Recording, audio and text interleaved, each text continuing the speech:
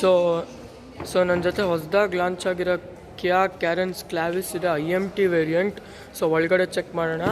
And gear knob ಹೆಂಗಿದೆ ಅದನ್ನು check ಮಾಡೋಣ. ಸೊ ಜಸ್ಟ್ ಶೋರೂಮ್ಗೆ ಬಂದಿರೋ ಕಾರ್ ಇದು. ಡೋರ್ ಹಾಕೋತೀನಿ. ಸೊ ಇಲ್ಲಿ ನೋಡಿದ್ರೆ ಕ್ಲಚ್ಚಿಲ್ಲ, ಬರೀ ಆಕ್ಸಿಲೇಟ್ರು, ಬ್ರೇಕ್ ಪೆಡಲ್ ಒಂದೇ ಇರೋದು. ಯಾಕಂದರೆ IMT ಅಂದರೆ ಕ್ಲಚ್ಲೆಸ್ ಮ್ಯಾನ್ಯುಯಲ್ ಅಂತ. IMT ಅರ್ಥ ಇಂಟೆಲಿಜೆಂಟ್ ಮ್ಯಾನ್ಯುಯಲ್ ಟ್ರಾನ್ಸ್ಮಿಷನ್ ಅಂತ. ಸೊ ಎಲ್ಲನೂ ಕಂಪ್ಯೂಟ್ರೇ ಮ್ಯಾನೇಜ್ ಮಾಡುತ್ತೆ, ಅಂದರೆ ಸಾಫ್ಟ್ವೇರೇ ಮ್ಯಾನೇಜ್ ಮಾಡುತ್ತೆ. ಸೊ ಇದರಲ್ಲಿ 6 ಸ್ಪೀಡ್ ಕ್ಲಚ್ಲೆಸ್ ಮ್ಯಾನ್ಯುಯಲ್ ಟ್ರಾನ್ಸ್ಮಿಷನ್ ಬರುತ್ತೆ. ಹೆಂಗೆ ಅಂದರೆ ಇವಾಗ ಕಾರ್ ಫಸ್ಟ್ ಗೇರಲ್ಲಿದೆ. So second, third, fourth,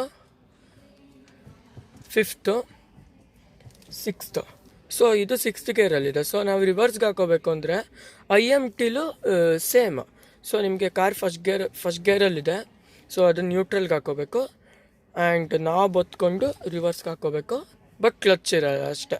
same knob ಒತ್ಕೊಂಡು ಹಾಕೊಂಡ್ರೆ ಡಿಸ್ಎಂಗೇಜ್ ಆಗುತ್ತೆ.